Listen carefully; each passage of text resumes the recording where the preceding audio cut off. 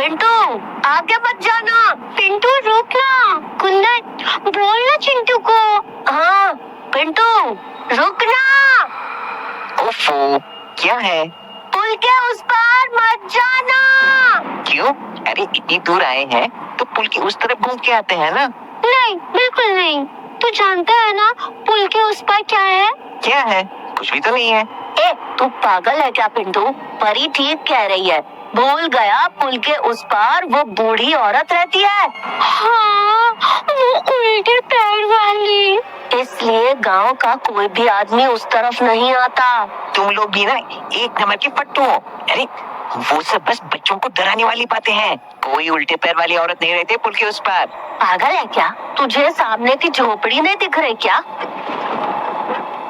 देख गांव से कितनी दूर है वो झोपड़ी। वो उल्टे पैर वाली उसी में रहती है। हाँ देख झोपड़ी में लालटेन भी जल रही है।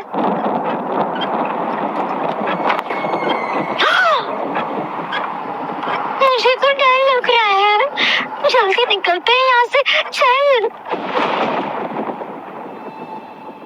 उस रोज तो वो लोग वहां से लौट गए, पर उन्हें अंदाजा भी नहीं था कि उन्हें उस झोपड़ी से वहां कौन देख रहा था।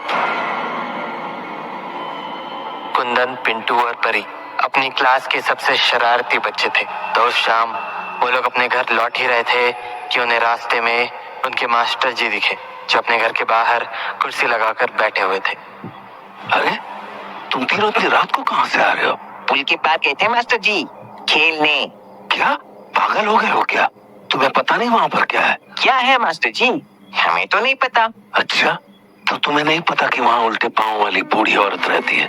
ये सब ना बस बच्चों को डराने वाली बातें हैं मास्टर जी। हमने अच्छे से देखा जाके, कोई नहीं दिखा हमें। अच्छा तो तुम्हें डर नहीं लगता? ठीक है तो कभी अमावस की रात जाके देखना उस पुल के पार। फिर समझ में आएगा कि उस उल्टे पाँव वाली औरत की बात सच है या झूठ। उसके बाद वो तीनों वहां से आगे बढ़ गए, पर कुछ दूर आगे आने के बाद परी ने बोला, ओए पिंटू तुझे क्या लगता है मास्टर जी सच कह रहे हैं क्या? अरे बस डरा रहे हैं वो हमें, सब जानता हूँ मैं। पर अगर मास्टर जी की बात सच हुई तो? उसका पता तो कल ही लग जाएगा। कल कैसे? कल अमावस की रात है। तो? अरे मास्टर जी की बात नहीं सुनी क्या?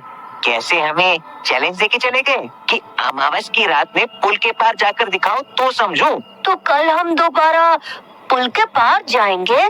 सिर्फ पुल के पार ही नहीं, उस झोपड़ी में भी जाएंगे। अभी तो देखे झोपड़ी में वो बूढ़ी औरत है भी या नहीं। पर अगर वो औरत वहाँ हुई तो? अरे तो हम देख के भाग जाएंगे ना, साइकिल लेके चलेंगे। कुछ हुआ तो झट से निकल जाएंगे वहाँ से।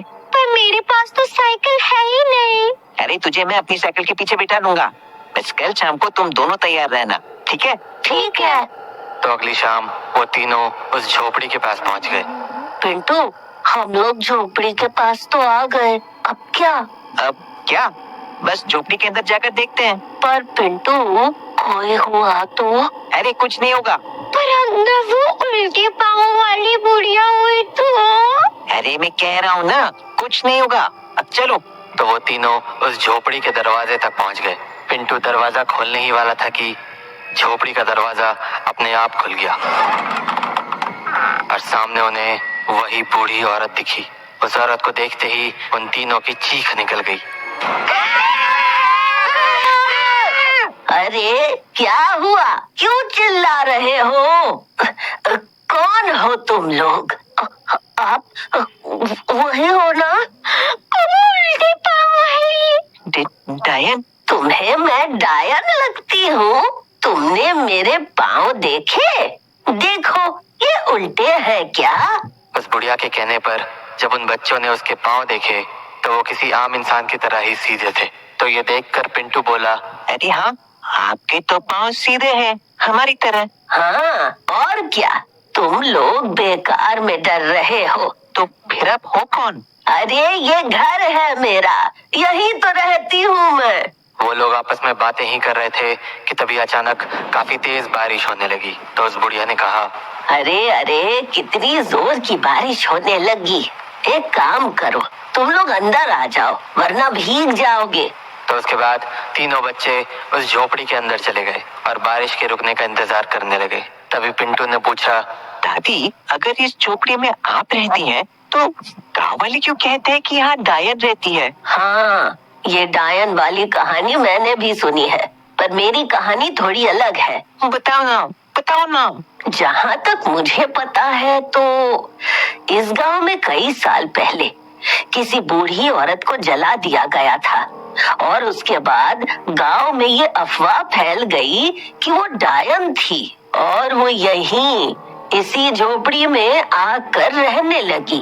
फिर पर एक दिन उस डायन को ढूंढने इसी झोपड़ी के पास तुम लोगों के जैसे ही 2 बच्चे आए, क्योंकि उन्हें एक खास बात पता चल गई थी। कैसी खास बात? तुम जानते हो, वो डायन ऐसे ही आम इंसानों जैसे हर जगह घूमती फिरती थी, पर उसका असली रूप उसे ही दिखता था जो उस डायन का नाम पुकारता था। ये खास बात थी, ये तो हमें भी पता है। उन बच्चों को ये बात नहीं पता थी। पता थी, पर उन्हें उस डायन का नाम भी पता चल गया था। आपको पता है उसका नाम? हाँ, उसका नाम सुलोचना था, सुलोचना। और जैसे ही उन बच्चों ने उसका नाम लिया, वो डायन अपने असली रूप में आ गई और एक एक करके दोनों बच्चों को अपने साथ उठा ले गई। हाँ, हम तो नहीं लेंगे ये नाम, कभी भी नहीं। दादी, ये कहानी सच है क्या? पता नहीं, मैंने भी इस बारे में बस कहानियां ही सुनी है। पर दादी, उस औरत को जलाया क्यों गया था? बताती हूँ, पर उससे पहले मैं जरा दूध गर्म कर देती हूँ। तुम लोगों को भी भूख लगी होगी ना? भूख तो लगी है। रुको, अभी लाती हूँ। जहाँ एक तरफ बच्चे उस बुढ़िया से कहानी सुन रहे थे, वहीं पुल के दूसरी तरफ 2 पुलिस वाले महफिल जमाए बैठे हुए थे। तभी उन्हें अपने सामने मास्टर जी आते हुए दिखे। अरे मास्टर जी, इतनी रात को कहाँ? अरे वो घर जा रहा था, 3-4 दिन की छुट्टी है ना, तो सोचा घर होता हूँ। हाँ, तो इस तरफ कहाँ जा रहा है? घर मेरा इधर ही है ना। इधर पुल के उस पार? हाँ हाँ, कहाँ है घर? है, थोड़ी दूरी पे है। अच्छा ठीक है, जाइए फिर। जी ठीक है। मास्टर जी तो आगे बढ़ गए, पर थोड़ी देर बाद उनमें से एक पुलिस वाले की नजर पुल के उस पार वाली झोपड़ी की तरफ गई। वो क्या है? क्या? वो वहाँ पुल के पार वाली झोपड़ी के पास। क्या है? लालटेन लटक रही है हमेशा की तरह, और क्या है? नहीं, उसके बगल में साइकिल जैसा लग रहा है कुछ। हाँ, साइकिल ही लग रही है, वो भी बच्चों की। ये बच्चे वहाँ क्या कर रहे हैं? जहाँ वो पुलिस वाले बच्चों की साइकिल को देख सोच में पड़ गए थे, वहीं झोपड़ी के अंदर तीनों बच्चे दूध पीने के बाद दूसरी कहानी सुनने को तैयार थे। दादी, अब तो हमने दूध भी पी लिया, अब बताओ ना, उस औरत को क्यों जलाया गया था? दरअसल वो औरत बुरी नहीं थी, अच्छी थी। अच्छी थी? हाँ हाँ, अरे उसे तंत्र मंत्र का बहुत ज्ञान था। ओह, तो वो विच थी? हाँ हाँ, वही वही। तो वो अपने तंत्र मंत्र से क्या करती थी? वो उससे लोगों का इलाज करती थी, पर एक बार उसका पोता बहुत बीमार पड़ गया। वो रात भर उसका इलाज करके उसे ठीक करने की कोशिश करने लगी, पर देखते ही देखते बीमारी पूरे गांव में फैल गई।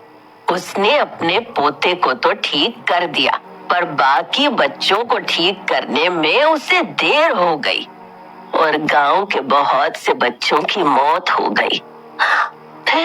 फिर क्या, गांव वालों को लगा कि वो बुढ़िया ही सभी बच्चों को मार रही थी, इसलिए उन्होंने उस बुढ़िया को उसके घर में बंद करके जला दिया।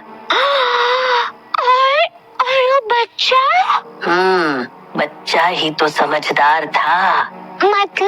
मतलब जब उसकी दादी को जलाया गया तो वो अपनी दादी की सारी तंत्र मंत्र की किताबें लेकर बाहर निकल गया। फिर क्या, गांव वालों ने उसे भी मारा और गांव से निकाल दिया। पर फिर वो उस रात उसी झोपड़ी में वापस आया। उसके बाद उसने क्या किया? उसके बाद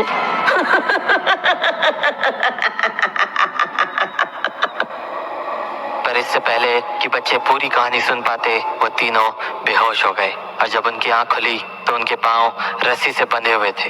ये क्या हुआ? रस्सी? हमारे पैर क्यों बंधे हुए हैं? तीनों बच्चे आपस में बातें ही कर रहे थे कि उनकी नजर सामने की ओर गई, जिसने उनके होश उड़ा दिए।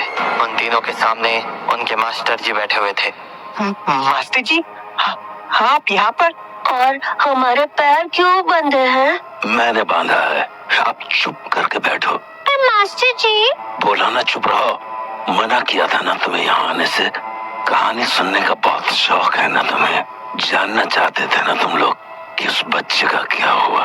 तो सुनो, वो बच्चा उस रात दोबारा वापस आया जहाँ उसकी दादी को जिंदा जला दिया गया था। पर वो खाली हाथ नहीं आया था। वहाँ वो अपने साथ तंत्र मंत्र की वो सारी किताबें लाया था जो उसकी दादी पढ़ा करती थी, जिनका इस्तेमाल करके उसने अपनी दादी को हमेशा हमेशा के लिए जिंदा कर दिया, एक डायन के रूप में। और जानते हो उसके बाद क्या हुआ? क्या हुआ? उसके बाद दादी और पोता दोनों इस गांव के लोगों का शिकार करने लगे। तो आज भी वो दोनों मिलकर शिकार करते हैं? वो डायन यहाँ गांव में रहती है, तो पोता कहाँ रहता है? पोता भी इसी गांव में रहता है। हाँ, आप जानते हो उसे? हाँ, बिल्कुल। कौन है पोता?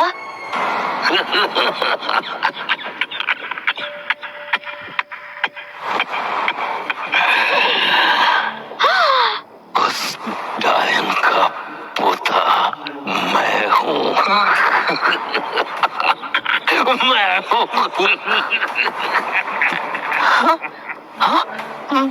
मतलब वो सही समझे तुम पिंटू।